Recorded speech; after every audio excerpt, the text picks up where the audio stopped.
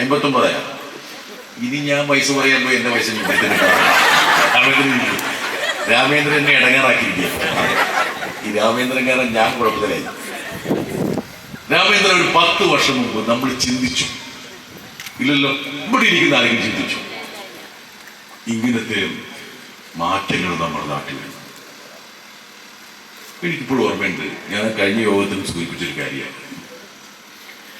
പിണറായി മുഖ്യമന്ത്രിയായ ശേഷം ആദ്യം ഡൽഹിയിലേക്ക് പോയി. അന്ന് പിണറായിയുടെ ഡൽഹി യാത്രയിൽ അദ്ദേഹത്തോടൊപ്പം ഞാനുണ്ടായിരുന്നു.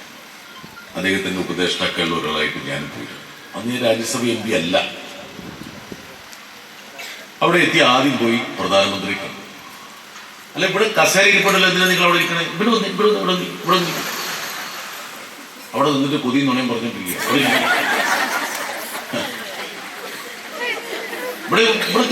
കസേര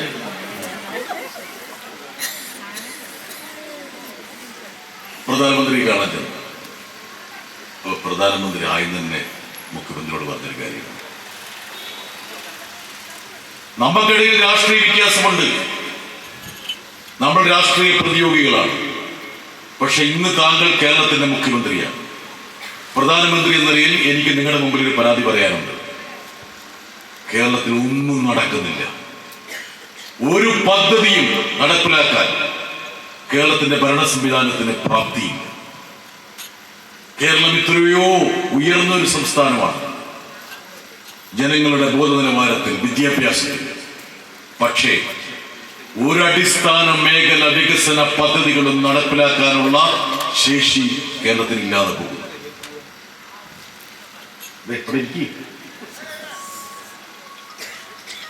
അത് കഴിഞ്ഞ് അദ്ദേഹം പറഞ്ഞു, ഗെയിൽ പൈപ്പ് ലൈൻ, വാതക പൈപ്പ് ലൈൻ പദ്ധതി എത്രയോ കാലമായി മുടങ്ങിക്കിടക്കുന്നു. ഓരോ വർഷം 1000 കോടി രൂപയുടെ നഷ്ടം പെട്രോനെറ്റ് എന്ന് പറയുന്ന പൊതുമേഖലാ സ്ഥാപനത്തിന് വന്നുകൊണ്ടിരിക്കുകയാണ്. ആ പദ്ധതി പൂർത്തീകരിക്കാത്തതുകൊണ്ട് ഈ നഷ്ടമെന്ന് പറയുന്നത് ഒരു പൊതുമേഖലാ സ്ഥാപനത്തിന് നഷ്ടമല്ല, ഓരോ വ്യക്തിയുടെയും നഷ്ടമാണ്, നിങ്ങളുടെയും എന്റെയും നികുതി പണം. പിണറായി അന്ന് പ്രധാനമന്ത്രിക്ക് വാക്കുകൊടുത്തു, ഞാൻ നടപ്പിലാക്കും. അത് കഴിഞ്ഞ് നിതിൻ ഗഡ്കരിയെ പോയി കണ്ടു, കേന്ദ്ര ഗതാഗത മന്ത്രി. നിതിൻ ഗഡ്കരിയും ഇത് തന്നെ പറഞ്ഞു, ഒരു കാര്യവും കേരളത്തിൽ നടക്കുന്നില്ല. ദേശീയപാത വികസനത്തിന് വേണ്ടി പോയ ഉദ്യോഗസ്ഥർ ഓഫീസ് പൂട്ടി താക്കോലുമായി ഡൽഹിയിലേക്ക് മടങ്ങിയിരിക്കുകയാണ്. ഇങ്ങനെ പോയാൽ കേരളം എവിടെ എത്തും? പിണറായി എപ്പോഴും പറഞ്ഞു, ഞാൻ അത് നടപ്പിലാക്കും. നിതിൻ ഗഡ്കരിക്ക് വിശ്വാസം ഉണ്ടായില്ല. എത്ര കാലമായിട്ട് മുടങ്ങിക്കിടക്കണ ഓരോ പദ്ധതികളാണ്. അത് കഴിഞ്ഞ് 2 ആഴ്ച കഴിഞ്ഞ് പിണറായി ഒരിക്കൽ കൂടി നിതിൻ ഗഡ്കരിയെ കാണാൻ പോയി. അപ്പോഴേക്കും നിതിൻ ഗഡ്കരി പിണറായി ആരാന്നുള്ള കാര്യം പഠിച്ചു വെച്ചു. പിണറായി വന്നപാടെ എഴുന്നേറ്റ് നിന്ന് അദ്ദേഹത്തെ സ്വീകരിച്ച ശേഷം നിതിൻ ഗഡ്കരി പിണറായിയോട് പറഞ്ഞൊരു വാചകം, അത് ഹിന്ദിയിലാണ് പറഞ്ഞത്. അപ്പൊ ഹിന്ദി തന്നെ ഞാൻ പറയണോ അതേ മലയാളത്തിൽ പറയണോ? എന്തെങ്കിലും അഭിപ്രായം പറ. ഹിന്ദി പറഞ്ഞിട്ട് മൂപ്പർക്ക് ഹിന്ദി പണ്ടിതാൻ സംശയമില്ല. സിറോഫ് വിജയൻ സാബ്കോ കർ സക്തേ. നോക്കട്ടെ ഇതാരൊക്കെ പറയാൻ പറ്റും. ഇവിടെ ഹിന്ദി പഠിച്ചാരായുള്ളത് നോക്കട്ടെ, എത്ര പേരുണ്ടെന്ന് നോക്കട്ടെ. ഇതെന്തോടെ ഇവിടെ ഹിന്ദി പഠിച്ചു ഒറ്റയാണ്. നോക്കട്ടെ, നോക്കട്ടെ, ഇത് ക്യാമറയിൽ പകർത്തിയെടുക്കും നമ്മള്. നോക്കട്ടെ. 1 രാമേന്ദ്രൻ എന്തായാലും ബാങ്കിൽ ജോലി ചെയ്തുകൊണ്ട് ഹിന്ദി അറിയാം. ആർക്കും ഹിന്ദി അറിയില്ലേ? ഒരാളിവിടെ ഹിന്ദി പഠിച്ചിട്ടില്ലേ? എളയരത്തട്ട് കോളേജിൽ ഹിന്ദി പഠിച്ച് 2-3 ആൾക്കാർ അവിടെ നിൽക്കുന്ന ഞാൻ കാണുന്നുണ്ട്. അവരുടെ പേര് ഞാൻ വിളിച്ചു പറയാൻ മുമ്പ് കൈപൊക്കി കൂടി വേണം. ഹിന്ദി അറിയോ? പറഞ്ഞത്രയേ ഉള്ളൂ. ദേശീയപാത വികസനം നടപ്പിലാക്കാൻ കേരളത്തിൽ ഇന്നൊരാൾക്ക് മാത്രമേ പറ്റുള്ളൂ, അത് പിണറായി വിജയന് മാത്രമേ പറ്റുള്ളൂ എന്ന് നിതിൻ ഗഡ്കരി അദ്ദേഹത്തിന്റെ മുഖത്ത് നോക്കി പറഞ്ഞു. ഫോൺ വിളിച്ചിട്ട് ഇതിന്റെ ഹിന്ദി എന്ത് മലയാളം ചോദിക്കുക. എന്തല്ല ഫോണെ ഫ്രണ്ട് എന്നാണല്ലോ ഈ ടെലിവിഷൻ പരിപാടിയിൽ കാണുന്നത്.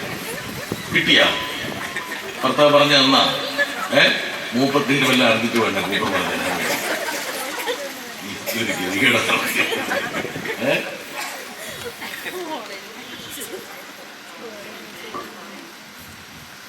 അതുപോലെ സംഭവിച്ചു. അപ്പോഴാണ് നമ്മുടെ BJP സംസ്ഥാന അധ്യക്ഷൻ കെ സുരേന്ദ്രൻ ഫേസ്ബുക്കിൽ ഒരു കുറിപ്പ് എഴുതി.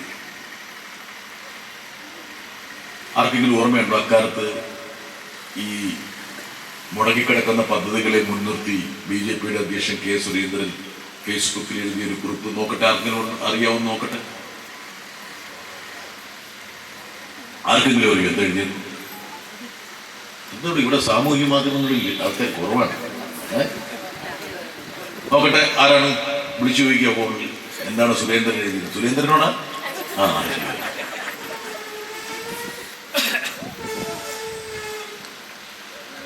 ഗെയിൽ പൈപ്പ് ലൈനോ ദേശീയപാതയോ, ഈ രണ്ട് പദ്ധതികളിൽ ഏതെങ്കിലും ഒരു പദ്ധതി നടപ്പിലാക്കിയാൽ പിണറായി വിജയൻ എന്ന നേതാവിനെ ഞാൻ അംഗീകരിക്കാമെന്ന് BJP അധ്യക്ഷൻ ഫേസ്ബുക്കിൽ കുറിച്ചു വെച്ചു.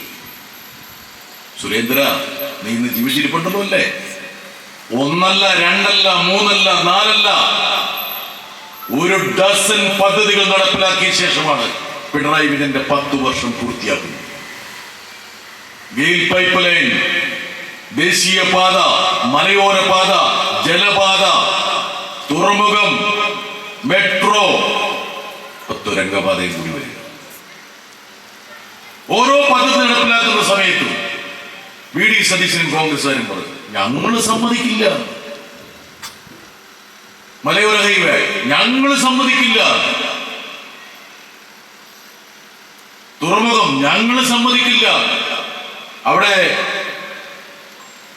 ലത്തീൻ കത്തോലിക്കരെ അണിനിരത്തിക്കൊണ്ട് തുറമുഖം പൂർത്തീകരിക്കുന്നതിനെ വലിയ പ്രക്ഷോഭം നടത്തി തിരുവനന്തപുരത്ത്. കോൺഗ്രസ്സുകാർ പറഞ്ഞു നിങ്ങൾ നിർത്തിവെക്കണം ഈ പദ്ധതി. പിണറായി പറഞ്ഞു അത് ഒഴിച്ച് ബാക്കി എന്ത് സംഭവിക്കും? പദ്ധതി നിർത്തിവെക്കാൻ പറ്റില്ല. പദ്ധതി നിർത്തിവെക്കുന്നത് കേരളത്തോടും വരും തലമുറയോടും ചെയ്യുന്ന കൊടിയ രീതി. ഇപ്പൊ തുരങ്കപാത VD സതീശൻ എന്താ പറഞ്ഞേ? രാമേന്ദ്ര സമ്മതിക്കില്ല. ഇവരുടെ സമ്മതം വേണ്ടേ കേരളത്തിന്റെ പദ്ധതി നടപ്പിലാക്കാൻ വേണ്ടിയിട്ട്? പച്ചക്കളവല്ലേ ഇവര് പറഞ്ഞുകൊണ്ടിരിക്കുന്നത്. ഞാൻ ഡൽഹിയിൽ നിന്ന് ഇവിടെ കേരളത്തെത്തിയ ശേഷം എന്ത് സംഭവിച്ചു ഈ കോൺഗ്രസ്സുകാർക്ക് എന്നാ വിചാരിക്കണം. കളവോട് കളവ്, പകർച്ചവ്യാധി പോലെയാണ് ഈ കളവ് പറഞ്ഞു നടക്കുന്നത്. കളവ് മാത്രമല്ല, അതിൻ്റെ കൂടെ മോഷണവും പിടിച്ചുപറി കൂടിയുണ്ട്. രണ്ട്. അൻപിനെ എന്താടോ അമ്മ ഇങ്ങനെ ഫോൺ നോക്കിക്കൊണ്ടിരിക്കണം? സമ്മതിക്കുന്നത് കേട്ടാ. നമ്മുടെ വയനാട് ദുരന്തം 300 പേരാണ് മരിച്ചുപോയത്. 300 പേര്. നമ്മളെപ്പോലുള്ള ആൾക്കാർ, ഇതുപോലെ നാട്ടിൻപുറത്ത് ജീവിച്ച ആൾക്കാർ ഉറങ്ങിക്കിടക്കുമ്പോൾ അർദ്ധരാത്രിയിൽ പെരുമഴയിൽ ഒരു ഗ്രാമവും ഒലിച്ചുപോയി. അവർക്കും ഉണ്ടായിരുന്നില്ലേ നമ്മളെപ്പോലെ സ്വപ്നങ്ങൾ? എത്ര പേര് അനാഥമായി, മാതാപിതാക്കളെ നഷ്ടപ്പെട്ട കുഞ്ഞുങ്ങൾ, കുഞ്ഞുങ്ങളെ നഷ്ടപ്പെട്ട അമ്മമാർ. ഒന്ന് ചിന്തിച്ചു നോക്കും. പിണറായി പറഞ്ഞു ദുരന്തമാണ്, അവരെ നമ്മൾ കൈവിടില്ല. 300-350 വീടുകൾ, എത്രയോ വീടുകൾ, 1000 വീടുകളും പൂർണ്ണമായും തകരുകയോ ഭാഗികമായും തകരുകയോ. അവർക്കെല്ലാം ധനസഹായവും വീടും ഉറപ്പുവരും. ഒരാളെ കൈവിടില്ല എന്ന് നമ്മുടെ മുഖ്യമന്ത്രി പറഞ്ഞു. അവിടെ പോയി പറഞ്ഞു, അവരെ ചേർത്ത് നിർത്തി പറഞ്ഞു, അവരെ വിളിച്ചു പറഞ്ഞു. ദുരിതാശ്വാസ നിധിയിലേക്ക് ജനങ്ങളോട് അവർക്ക് കഴിയുന്നത് സംഭാവന ചെയ്യണമെന്നുള്ളത്. ഞാൻ 1 മാസത്തെ എന്റെ ശമ്പളം കൊടുത്തു. കോൺഗ്രസ് എന്ന് പറഞ്ഞു 1 ഉറുപ്പിക കൊടുത്തേക്കരുത്. വലിയ ശമ്പളം പറ്റുന്ന ആൾക്കാരോട് അവർ പറഞ്ഞു 5 പൈസ സർക്കാർ ഫണ്ടിലേക്ക് കൊടുക്കരുത്. അത് കഴിഞ്ഞ് കോൺഗ്രസ്സുകാർ പറഞ്ഞു ഞങ്ങൾ പിരിക്കും, ഞങ്ങൾ വീടുണ്ടാക്കും. എത്ര വീടാണ് ഇവർ വാഗ്ദാനം ചെയ്തത്?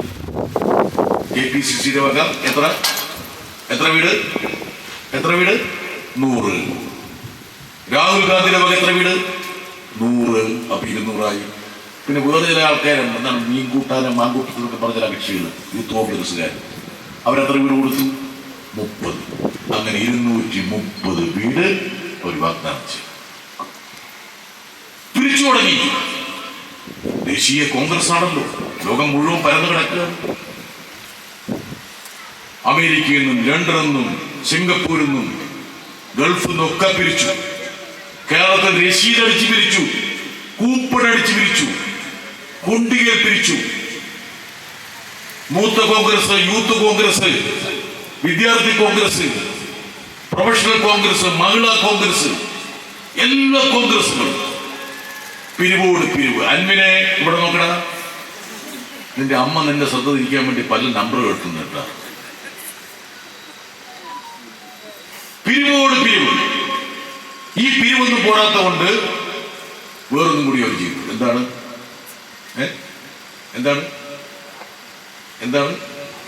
ഒരു ആപ്പ്, അവന്റെ കോപ്പ് ആപ്പിലൂടെ പിരിച്ചു തുടങ്ങി. 54-56 കോടി രൂപ ആപ്പിൽ പിരിച്ചു. അതിനിടയ്ക്ക് അവിടെ വീട് പണി തുടങ്ങും. സർക്കാർ വീടിന്റെ പണി പൂർത്തിയാക്കുന്ന മുറയ്ക്ക് ഞങ്ങളുടെ വീടും വരും. ലീഗ് കയറി പിരിച്ചു. കുഞ്ഞാലിക്കുട്ടി മിണ്ടാണ്ടിരിക്കുക. കുഞ്ഞാലിക്കുട്ടി 44 കോടി രൂപ പിരിച്ചു. നമ്മുടെ പാർട്ടി പറഞ്ഞു, ഇടതുപക്ഷം പറഞ്ഞു, മുഖ്യമന്ത്രിയുടെ ദുരിതാശ്വാസ നിധിയിലേക്ക് സംഭാവന ചെയ്താണ്, നമ്മൾ സെപ്പറേറ്റ് ആയിട്ടൊന്നും പിരിക്കണം. പക്ഷെ കേന്ദ്ര കമ്മിറ്റിയുടെ കണക്കിൽ കുറച്ച് പൈസ വന്നപ്പോൾ MA വേദി അതപ്പം തന്നെ മുഖ്യമന്ത്രി ദുരിതാശ്വാസ നിധിക്ക് പൈസ. ഇന്നെന്താ കോൺഗ്രസ്സുകാർ പറയുന്നു? ലീഗ് 44 പിടിച്ചു. DYFIക്കാർ ആദ്യ സാധനങ്ങൾ വിറ്റ് പെറുക്കിയിട്ട് ചലഞ്ച് നടത്തിയിട്ട് 20 കോടി പിടിച്ചു. ഈ ഹൈക്കമാൻഡ് ഉഗ്ര പ്രതാപികൾ മല്ലികാർജുൻ ഖാർഗെ, പ്രിയങ്ക ഗാന്ധി, രാഹുൽ ഗാന്ധി, സോണിയ ഗാന്ധി, സിൽബന്ദികൾ, പരിവാരങ്ങൾ, മുഖ്യമന്ത്രിമാർ, ഇവരെല്ലാം ചേർന്ന് പിരിച്ചിട്ട് ഇപ്പൊ എത്ര പൈസയുണ്ട്? ഇപ്പോ എത്രയുണ്ട്? 5,32,00,000. സ്വാഹ. 150 കോടി ഉറുപ്പിക പിരിച്ചു എന്നാണ് ഇവർ പറഞ്ഞത്. ഇടയ്ക്ക് ആപ്പ് പിൻവലിച്ച സമയത്ത് പത്രക്കാര് സതീശനോട് ചോദിച്ചു, എന്താ ആപ്പ് പിരിക്കുന്നു? ഞങ്ങൾക്ക് ആവശ്യമുള്ള പൈസ ആയിക്കഴിഞ്ഞു, ഇനി എന്തിനാ ആപ്പ്? കഴിഞ്ഞ ദിവസം നമ്മുടെ KPCC പ്രസിഡന്റ് പറയുകയാണ്, ഞങ്ങളുടെ കാര്യം കഷ്ടമാണ്, ഭൂമി മേടിക്കാൻ പോലും പൈസയില്ല, ആകെ 5,38,00,000 ഞങ്ങൾ ഇനി പിരിക്കും. ഈ കള്ളന്മാരെയാണ് നമ്മുടെ സംസ്ഥാനം ഏൽപ്പിച്ചു കൊടുക്കേണ്ടത്. ആണോ? അൻപിന്റെ അമ്മേ ആണോ? പറ, ഉറക്കപ്പറ. അല്ല, ഇവർ ഇപ്പൊ തുടങ്ങിയതല്ല. ലീലാ ദാമോദരൻ പേരിൽ, CM സ്റ്റീഫന്റെ പേരിൽ എന്തിനാണ് സാക്ഷാൽ K കരുണാകരൻ കേരളത്തിലെ കോൺഗ്രസിനെ കരിപ്പിടിപ്പിച്ച നമുക്ക് രാഷ്ട്രീയ വിയോജിപ്പുണ്ടാകാം, പക്ഷെ കേരളത്തിൽ തലയുയർത്തി നിൽക്കുന്ന രാഷ്ട്രീയ നേതാക്കൾ ഒരു 5 പേരുടെ 10 പേരുടെ കണക്കെടുത്താൽ അവിടെ K കരുണാകരൻ വരില്ലേ? K കരുണാകരനെ പരാമർശിക്കാതെ നമ്മുടെ കേരള രാഷ്ട്രീയത്തെ കുറിച്ച് ആർക്കെങ്കിലും സംസാരിക്കാൻ പറ്റും? K കരുണാകരന്റെ സ്മാരക മന്ദിരത്തിന് വേണ്ടി 12 വർഷമായി പിരിച്ചുകൊണ്ടിരിക്കുക. 40 കോടി വരെ പിരിച്ചു. ഇപ്പോഴവിടെ ഉള്ളതൊരു കല്ല് മാത്രം. വയനാട് 2 കല്ലിട്ടു, 2 കല്ലും പോയി. ആ കല്ല് പോയി.